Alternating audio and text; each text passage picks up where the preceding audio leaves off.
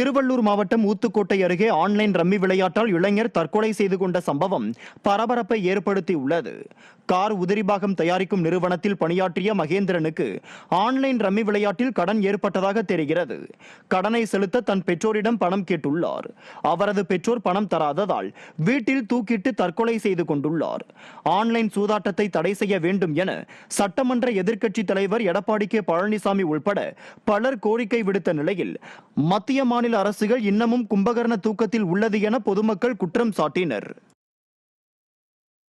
கிருஷ்ணகிரி மாவட்டம் ஊத்தங்கரை அருகே வேன் கவிழ்ந்த விபத்து குறித்த சிசிடிவி காட்சிகள் வெளியாகி பரபரப்பை ஏற்படுத்தி உள்ளது. வீரியம்பட்டி கூட்ரோட்டு பகுதியில் உள்ள தனியார் பள்ளி எதிரே ஊத்தங்கரையை சேர்ந்த ராஜா என்ற பூ வியாபாரிக்கு சொந்தமான பிக்கப் வேன் விபத்தில் சிக்கியது.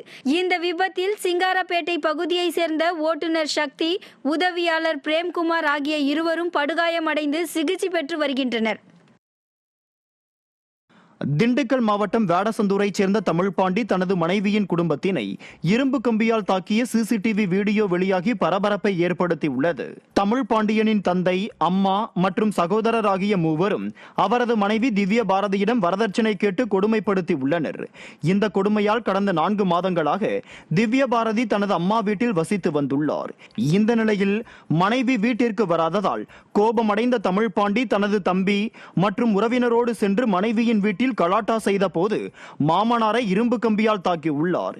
இதனை தடுக்க வந்த மனைவியின் தங்கையை அடித்து தள்ளிவிட்டு ஓடி சென்ற சம்பவம் பரபரப்பை ஏற்படுத்தி உள்ளது. மதுரை மாவட்டம் மேலூர் அழகர் கோவில் அருகே விதிகளை மீறி மூளை முடுக்கெல்லாம் முளைத்திருக்கும் அனைத்துலக முத்தமிழ் முருகன் மாநாடு தொடர்பான பிளக்ஸ் போர்டுகளை அகற்ற பொதுமக்கள் கோரிக்கை விடுத்துள்ளனர். தமிழகம் முழுவதும் பிளக்ஸ் போர்டுகள் வைக்கக்கூடாது என்று சென்னை உயர்நீதிமன்றம் உத்தரவு இருந்த போதிலும் கோவில் நிர்வாகம் பிளக்ஸ் போர்டுகளை வைத்திருப்பது பக்தர்கள் மத்தியில் அதிருப்தியை ஏற்படுத்தியுள்ளது. கோயில் நிர்வாகமும் விடிய அரசின் அறநிலையத்துறையும் உயர்நீதிமன்ற உத்தரவை பின்பற்றவில்லை என பொதுமக்கள் குற்றம் சாட்டுகின்றனர். சென்னை வளசரவாக்கம் மாநகராட்சி மண்டல கூட்டத்திற்கு கையில் குண்டு பல்புகளுடன் அதிமுக கவுன்சிலர் பங்கேற்றார். வளசரவாக்கம் மண்டல கூட்டத்தில் பங்கேற்ற அதிமுக மாமன்ற கவுன்சிலர் சத்யநாதன் தனது வார்டில் மின்கம்பங்கள் மிகவும் பழுதடைந்து உள்ளதாகவும், காற்று அடித்தாலே அடியோடு மின்கம்பங்கள் சாய்ந்து சாலையில் தெரு பகுதியில் விழுவதாகவும் குற்றச்சாட்டை முன்வைத்தார். இது குறித்து விடிய ஆட்சியில் மின்வாரிய அதிகாரிகள் தகவல் அளித்தும் நடவடிக்கை எடுக்கவில்லை எனவும், சேதமடைந்துள்ள மின்கம்பங்கள் புகைப்படங்களையும் ஆதாரத்துடன் காட்டியுள்ளார்.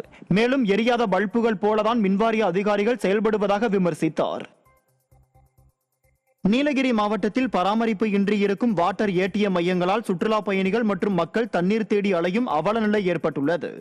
சென்னை உயர்நீதிமன்ற உத்தரவின்படி நீலகிரியில் பிளாஸ்டிக் பயன்படுத்த தடை விதிக்கப்பட்டதால் கடந்த அதிமுக ஆட்சியில் மாவட்டம் முழுவதும் 400க்கும் மேற்பட்ட வாட்டர் ஏடிஎம் மையங்கள் அமைக்கப்பட்டன. இந்த நிலையில் விடிய அரசு ஆட்சிக்கு வந்த பிறகு அனைத்து வாட்டர் ஏடிஎம் மையங்களும் பராமரிப்பின்றி பழுதடைந்து இருப்பதால் உள்ளூர் மக்கள் மற்றும் சுற்றுலா பயணிகள் தண்ணீர் இன்றி அவதிக்குள்ளாகி வருகின்றனர். எனவே விடிய அரசு வாட்டர் ஏடிஎம் மையங்களை சரி செய்ய வேண்டும் என கோரிக்கை வைத்துள்ளனர். திராவிட முன்னேற்ற கழகத்தினுடைய ஆட்சியிலே சுற்றுலாவை மேம்படுத்தவில்லை, அந்த சுற்றுலா வருகின்ற பொதுமக்களுக்கான குடிநீர் தேவையும் சீரழித்திருக்கிறார்கள். 400 ஏடிஎம்மிலே 4 ஏடிஎம் கூட இப்பொழுது வேலை செய்யவில்லை, அனைத்தும் பழுதடைந்து காணப்படுகிறது. அதனால் இந்த மலை மாவட்டத்திற்கு வருகின்ற சுற்றுலா பயணிகளும் பொதுமக்களும் குடிக்க குடிநீரின்றி தவித்துக் கொண்டிருக்கின்ற ஒரு மோசமான ஒரு சூழ்நிலை நிலவி வருகிறது. இத்தகைய நிலைமையை விரைவாக இந்த மாவட்ட நிர்வாகம், இங்கே இருக்கின்ற விடியாத திமுகவுடைய அரசினுடைய அமைச்சர் ஆகியோர் சிறப்பு கவனம் செலுத்தி இந்த பிரச்சனைக்கு ஒரு நிரந்தர தீர்வை உடனடியாக காண வேண்டும் என்பதை இந்த நேரத்தில் ஒரு கோரிக்கையாக வைத்து வேலூர் மாவட்டம் குடியாத்தம் அருகே உள்ள பியூட்டி பார்லர் கடையில் ஏற்பட்ட தீ விபத்தில் சுமார் 2 லட்சம் மதிப்பிலான பொருட்கள் எரிந்து நாசமானது. குடியாத்தம் அடுத்த கல்லூர் பகுதியைச் சேர்ந்த உஷா என்பவர் பியூட்டி பார்லர், ஃபேன்சி பொருட்கள் மற்றும் டெய்லரிங் உபகரண பொருட்கள் வைத்து கடை நடத்தி வந்தார். இதனிடையே வழக்கம் போல பணி முடிந்து வீடு திரும்பியவர் காலையில் மீண்டும் கடையை திறக்க வந்த போது கடையில் மின்கசிவு ஏற்பட்டு மீட்டர் பாக்ஸ், வளையல் மற்றும் டெய்லரிங் உள்ளிட்ட 2 லட்சம் மதிப்பிலான பொருட்கள் தீயில் எரிந்ததைக் கண்டு அதிர்ச்சி அடைந்தார். இது தொடர்பாக போலீசார் விசாரித்து வருகின்றனர்.